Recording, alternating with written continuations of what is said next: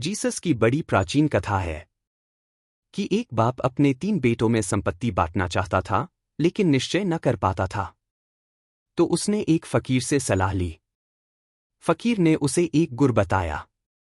उसने कहा बेटों से कि मैं तीर्थ यात्रा पर जा रहा हूं। और बेटों को उसने कुछ बीज दिए, फूलों के बीज, और कहा कि संभाल कर रखना, जब मैं लौट कर आऊं तब मैं तुमसे वापस मांगूंगा। पहले बेटे ने तिजोरी में बंद करके रख दिए। निश्चिंत हो गया, बाप आएगा, लौटा देंगे। दूसरे ने सोचा कि तिजोरी में रखूं, बीज सड़ सकते हैं, और बाप ने ताजा जीवित बीज दिए और मैं सड़े लौटाऊं, यह तो लौटाना न हुआ। क्या करूं? बीज जीवित कैसे रहें? उसने सोचा बाजार में बेच दूं। बाप जब वापस आएगा, बाजार से बीज खरीद कर लौटा देंगे। तीसरे ने सोचा कि बीज का अर्थ ही होता है होने की संभावना। बीज का अर्थ ही होता है जो होने को तत्पर है, जिसके भीतर कुछ होने को मचल रहा है। तो बाप ने बीज दिए हैं, मतलब साफ है कि इन्हें इतना ही जिसने रखा वह नासमझ है। ये तो बढ़ने को राजी थे, ये तो फूल बनने को राजी थे, और एक बीज से करोड़ बीज पैदा होने को राजी थे। पता नहीं बाप कब लौटे, तीर्थ लंबा है, यात्रा वर्षों लेगी। उसने बीज बो दिए। 3 बरस बाद वापस लौटा पिता।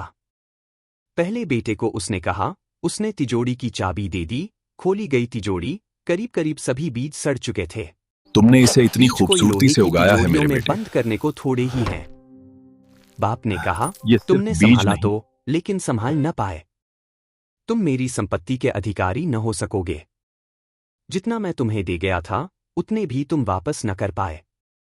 बीज थे जीवंत, उनमें संभावना थी बहुत होने की। इनकी सारी संभावना खो गई है, ये सिर्फ राख हैं। दूसरे बेटे से कहा। दूसरा बेटा भागा बाजार, रुपए लेकर बीज खरीद कर ले आया, ठीक उतने ही बीज जितने बाप दे गया था।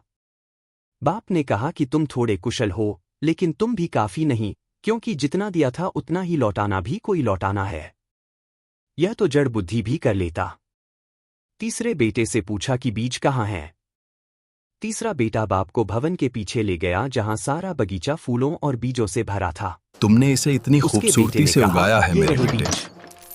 आप ये दे सिर्फ गए थे, बीज नहीं, मैंने कहा इन्हें ये बचा कर जीवन है। रखने में मौत हो सकती है। और फिर आपने चाहा था कि यही बीज वापस लौटाए जाएं। बाजार से तो दूसरे बीज वापस लौटेंगे, वे वही न होंगे। फिर वे उतने ही होंगे जितने आप दे गए थे। 1000 गुने करके आपको वापस लौटाता हूं। स्वभावतः तीसरा बेटा बाप की संपत्ति का मालिक हो गया।